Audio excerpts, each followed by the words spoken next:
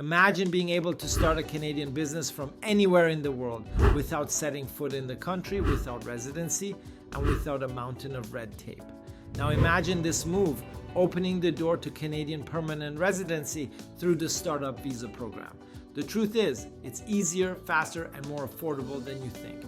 In this video, I'm going to walk you through exactly how to incorporate your business in Canada as a non-resident, step by step, so you can invest, expand, or relocate with confidence. Hi, I'm Reza from Ingwe Immigration, a global mobility firm built on trust and expertise. We specialize in breaking down borders so you can live, work, invest, and do business internationally with ease. We know that navigating immigration and investment processes can feel overwhelming. That's why we guide clients from all over the world, whether you're building a business, buying property, or starting a new life, so you can move forward with clarity and peace of mind. Many entrepreneurs hesitate to incorporate in Canada because they believe it's complicated, expensive, or only possible for residents. But here's the reality. Canada is one of the cheapest and fastest places in the developed world to start a company, and you can do it entirely online. And if you're applying for the Canadian Startup Visa, incorporating isn't just a good idea, it's a requirement. So let's answer some common questions we receive daily from applicants from all over the world. Can non-residents incorporate a business in Canada? Yes, absolutely. Non-residents can register provincial corporations in 8 provinces, including Ontario, British Columbia, Alberta, Nova Scotia, New Brunswick, Prince Edward Island, Saskatchewan, and Quebec. Some provinces like Alberta, Nova Scotia, and Saskatchewan require a local resident agent. Others, like Ontario, only need a local address, making it one of the most flexible options.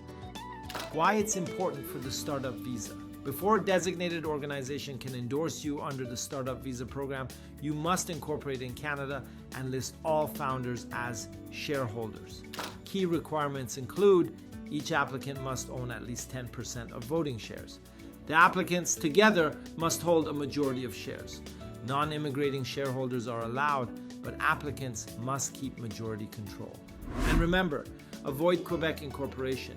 It will disqualify you as an SUV applicant. What is the difference between federal and provincial incorporation? Federal corporations offer nationwide name protection, but require that 25% of directors be Canadian residents and involve more public disclosure. Provincial corporations can be 100% foreign-owned, require less disclosure, and often have simpler processes for non-residents. For most Startup Visa applicants, provincial incorporation is the best route, unless you already have active Canadian resident directors. What are the cost and legal requirements? Provincial incorporation costs between $675 and $1,200 Canadian dollars, depending on the province, much lower than most Western countries. You don't need a lawyer to incorporate, though you may hire one for shareholder agreements. Many entrepreneurs use simple online platforms for a fraction of the cost. What is needed for incorporation?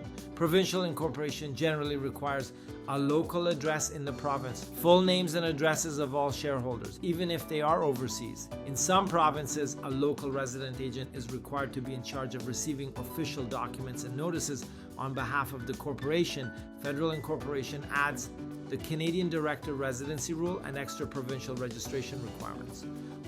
What is the minimum capital required? Unlike many jurisdictions worldwide, Canada has 0 capital requirements to register and start a company. You can even open a bank account without minimum capital. However, remember that physical presence or a Canadian resident director is currently required for account opening.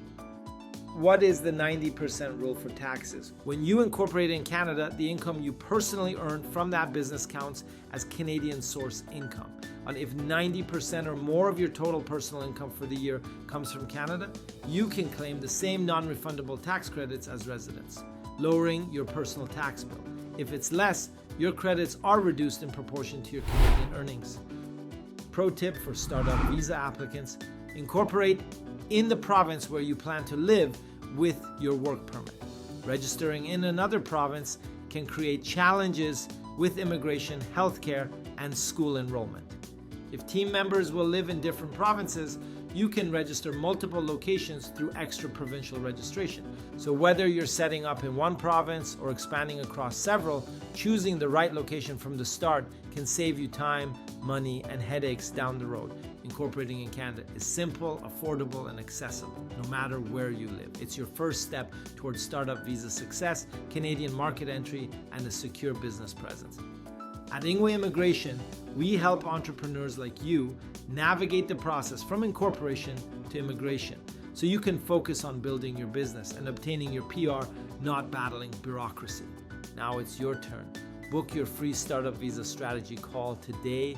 We'll walk you through your province choice, registration process, and next steps toward your work permit and permanent residency. Your Canadian business and your new life could be just one decision away. Thanks for watching. If you found this helpful, hit like, subscribe, and turn on notifications so you never miss our latest immigration tips. I'll see you in the next video.